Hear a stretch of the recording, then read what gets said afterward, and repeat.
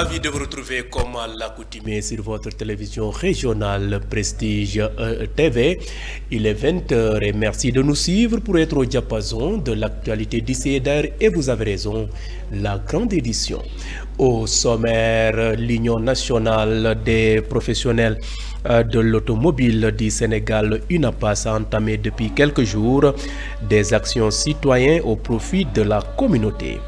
La coalition sénégalaise des défenseurs des droits humains, COSEDDH international, a procédé aujourd'hui jeudi au lancement de son rapport sur la situation des défenseurs des droits humains au Sénégal sur la période 2021 à 2024.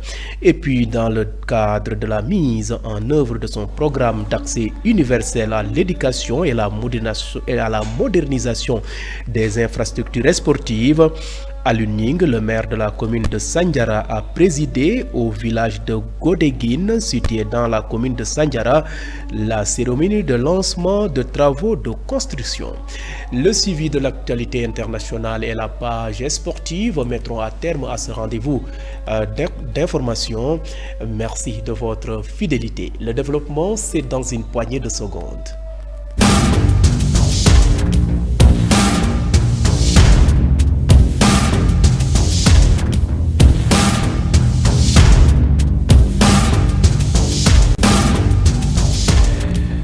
Bienvenue, je vous le disais en titre, l'Union nationale des professionnels de l'automobile du Sénégal, UNAPAS, a entamé depuis quelques jours des actions citoyennes au profit de la communauté.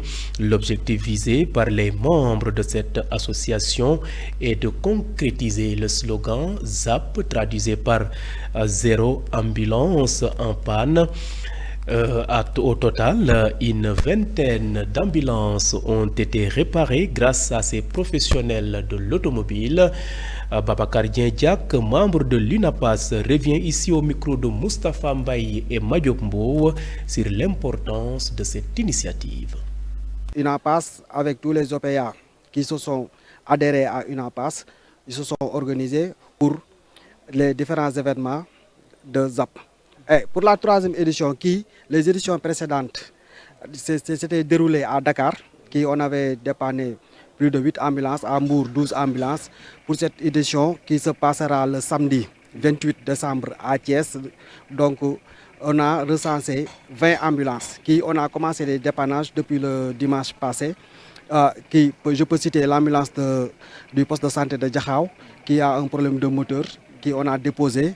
Et un membre de l'UNAPAS, qui est un membre de RAT, qui se nomme Alioune Ndiaye, a donné le moteur venant on est en train de poser sur le véhicule.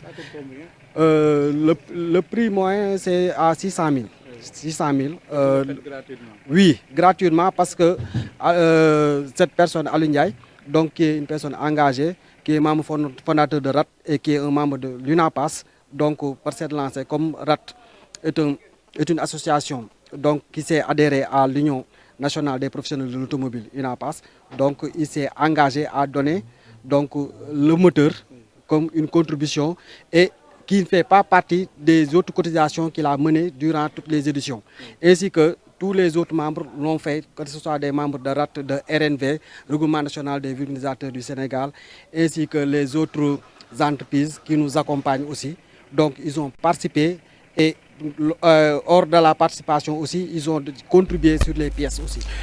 À l'instant, Babacar Diak, membre de l'UNAPAS, qui revenait donc sur leur initiative, un geste qui doit être accompagné et salué par la population thiessoise ainsi que les autorités. Cap maintenant dans la région de Dakar, bien sûr, la capitale sénégalaise Dakar, où la coalition sénégalaise des défenseurs des droits humains, COSEDDH international, a procédé aujourd'hui jeudi au lancement de son rapport sur la situation des défenseurs des droits humains au Sénégal sur la période allant de 2021 à 2024. Le rapport met en relief un état de précarité des droits de défenseurs des droits Le rapport met en relief un état de précarité des droits des défenseurs des droits humains. Ils ont plaidé pour une loi qui les protège.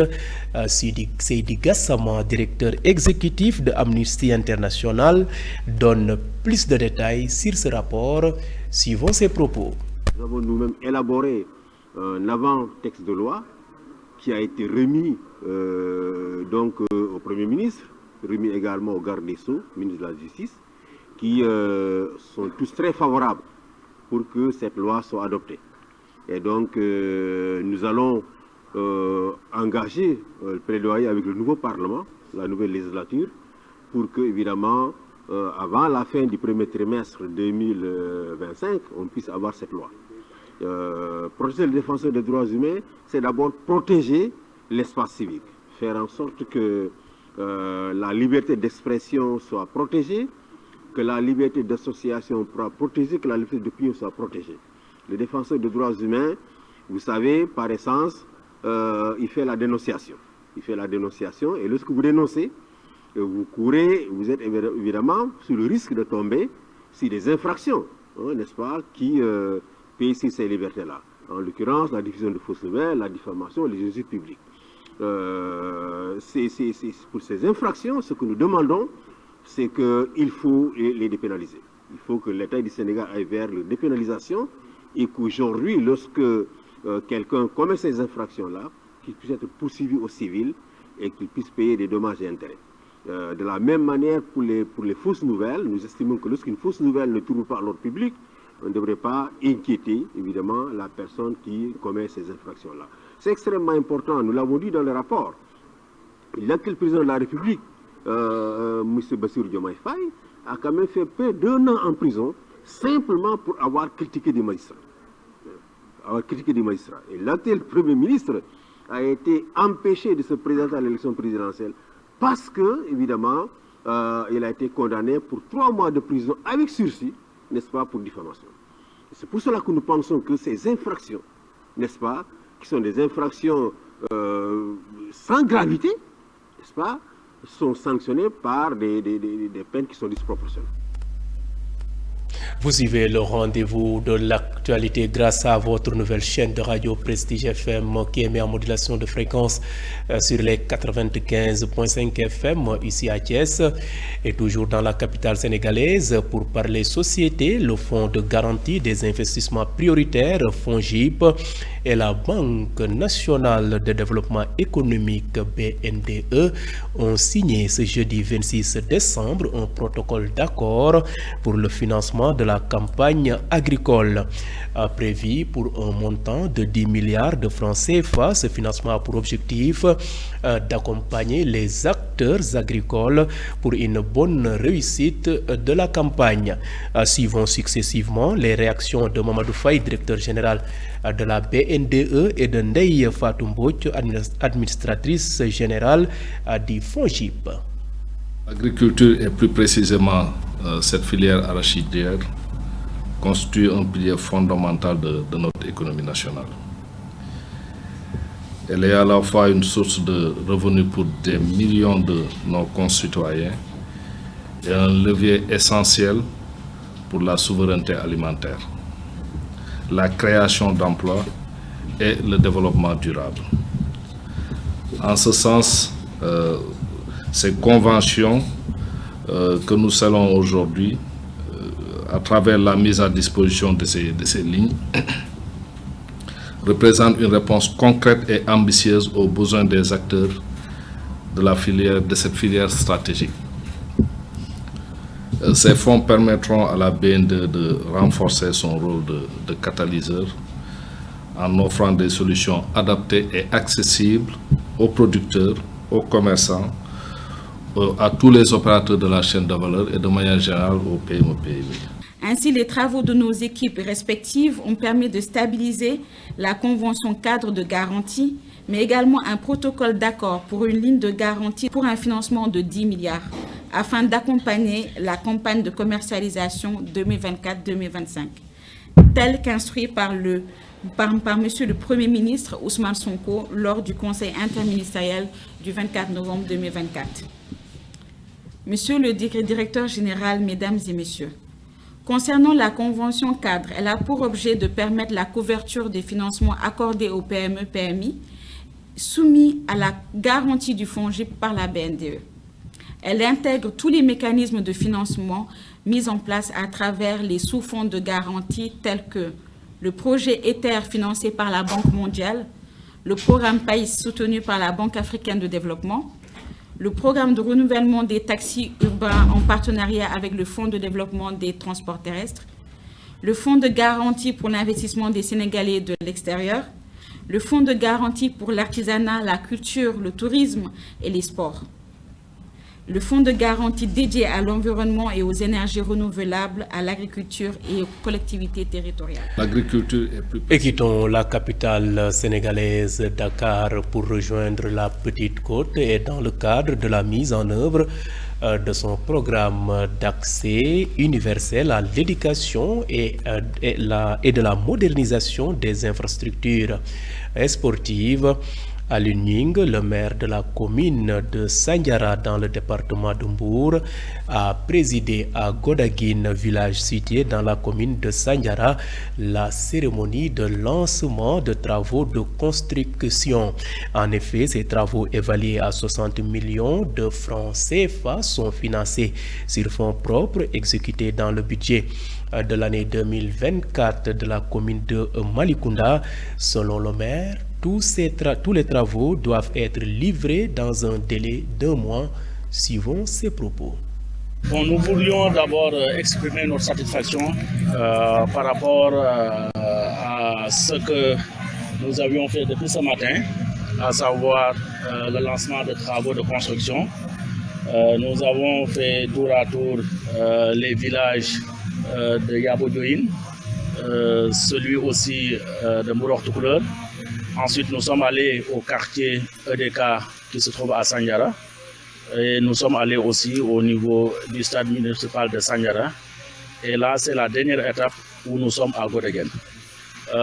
Cette journée rentre dans le cadre de notre programme, d'abord au niveau de l'éducation, d'accès universel à l'éducation que nous avons au niveau de Sandiara, mais aussi de modernisation des infrastructures sportives. Et je voudrais tout simplement souligner l'importance de la journée d'aujourd'hui.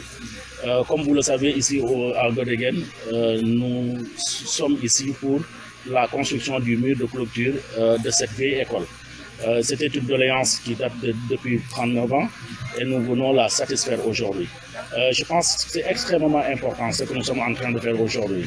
Parce que tout simplement, notre projet, c'est vrai, c'est l'accès universel à l'éducation pour qu'un enfant qui naisse au niveau de Sandiara puisse aller à l'école à une distance très courte. Mais aussi que effectivement les gens puissent être dans de bonnes conditions, mais surtout que les gens puissent être sécurisés, que ce soit les élèves, mais aussi le personnel enseignant. Et c'est dans ce cadre que nous avions voulu satisfaire à cette demande de la population de Godaguine pour faire ce mur de clôture. Mais nous n'allons pas nous arrêter en si bon chemin. Donc il y a d'autres écoles qui sont concernées au niveau de la commune de Sandiara et notre programme s'inscrit dans ce cadre pour faire en sorte que toutes les écoles puissent avoir effectivement un cycle complet, mais aussi que les murs de clôture puissent être faits et qu'on puisse aussi mettre les enseignants dans d'excellentes conditions.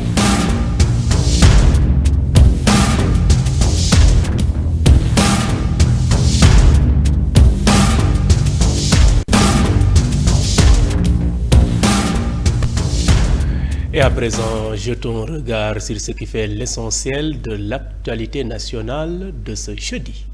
Le Conseil constitutionnel a rendu sa décision concernant la requête déposée par Barthélémy Diaz contestant sa radiation du poste de député. L'institution s'est déclarée incompétente pour examiner cette affaire. Dans sa réponse, le Conseil constitutionnel a précisé que le rôle de la légalité d'un acte administratif ne relève pas de ses attributions. Il a également rappelé que son rôle dans ce type de contentieux se limite au cadre d'élections nationales. L'ouvrage intitulé Cheikh Ahmadou Al-Khadim, le serviteur du prophète Mohammed, paix et salut sur lui, et leader spirituel, est autorisé comme manuel scolaire dans le système éducatif sénégalais à ton appui du comité d'évaluation des manuels scolaires et matériels didactiques CEM du ministère de l'Éducation nationale. Pour rappel, cet ouvrage a été publié en 2020 par Serigne Ahmadou Bamba Al-Khadim Muntaha Mbacké, fils de l'actuel calife général des Mourides. Il a été examiné par le CEM lors d'une session de conformité en novembre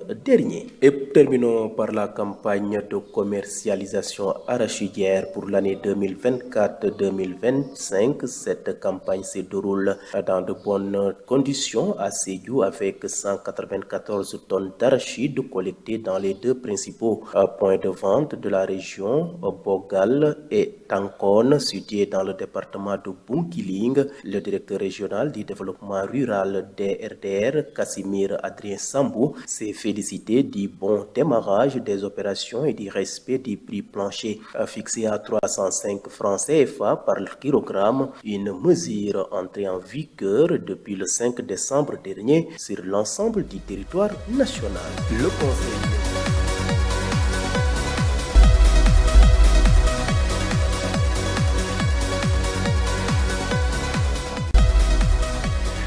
Et ce jingle annonce le suivi de l'actualité hors de chez nous.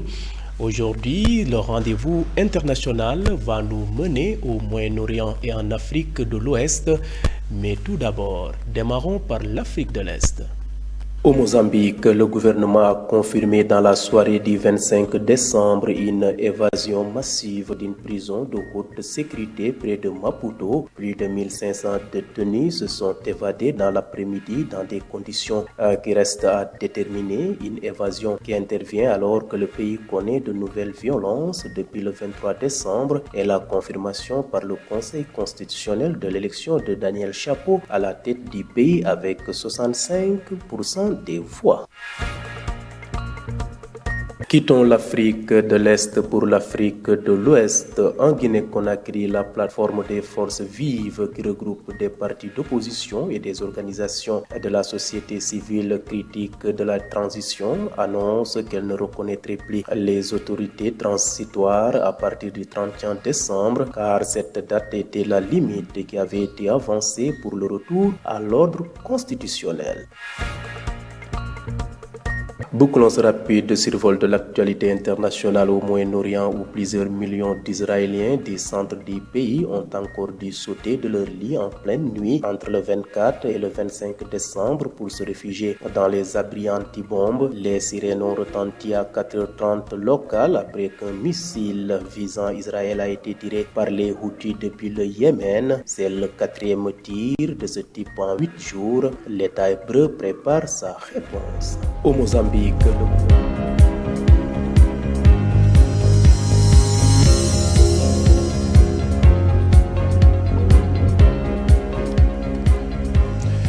bouclons cette édition par une note sportive. Incident noté au stade Abdoulaye Wade de Diamniadio lors de la rencontre du Jaraaf de Dakar.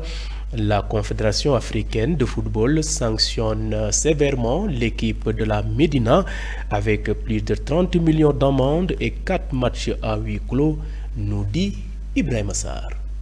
L'actualité sportive, le président de la République, Bassirou Diomaye Faye, a reçu ce mardi Reug et Tamsir Ba, deux champions du monde sénégalais dans les sports de combat. Ces deux sportifs de haut niveau ont été élevés par le chef de l'État au rang de chevalier de l'ordre du mérite. J'ai eu le plaisir de recevoir en audience nos compatriotes Omar Khan, alliance Reug et Mohamed Tafsir Ba, respectivement champions du monde de MMA et de kickboxing, que j'ai élevé au rang de chevalier de l'ordre du mérite, a annoncé le chef de l'État. À travers cette distinction, le président de la République réaffirme son engagement à soutenir les sports de combat. Par l'autre chose, le Jaraaf de Dakar fait face à des sanctions sévères de la part de la Confédération africaine de football lors d'une réunion tenue le 19 décembre 2024. L'organe disciplinaire de la CAF a décidé de punir lourdement durablement le club sénégalais suite à des incidents violents survenus lors de son match de Coupe CAF contre le SM Alger disputé le 8 décembre au stade Abdoulaye Wade. Et pour terminer, le Sili national Guinée subit un nouveau revers dans sa quête de qualification pour la prochaine Coupe d'Afrique des Nations 2025. La Confédération africaine de football, à travers son jury disciplinaire, a rejeté la réserve déposée par la Fédération guinéenne de football à la suite de la défaite face à la Tanzanie lors de la dernière journée des éliminatoires. C'était tout pour cette actualité sportive. Merci donc à vous Ibrahim Sarr pour cette note sportive qui met fin à ce rendez-vous d'actualité. C'était l'édition de ce jeudi 26 décembre 2024. Vous étiez trop nombreux à nous suivre à l'étranger grâce au réseau IPTV et d'autres optent pour nos différentes plateformes, à savoir le site d'information www.prestigethies.com, les pages YouTube et Facebook Live de Prestige. Et mention spéciale à nos auditeurs qui nous ont suivis grâce à cette radio Prestige FM qui émet en modulation de fréquence sur les 95.5 FM ici à Thiès. Et gardez la fréquence sur les 95.5. D'un moment à l'autre, je vous retrouve pour la version Wolof de cette édition.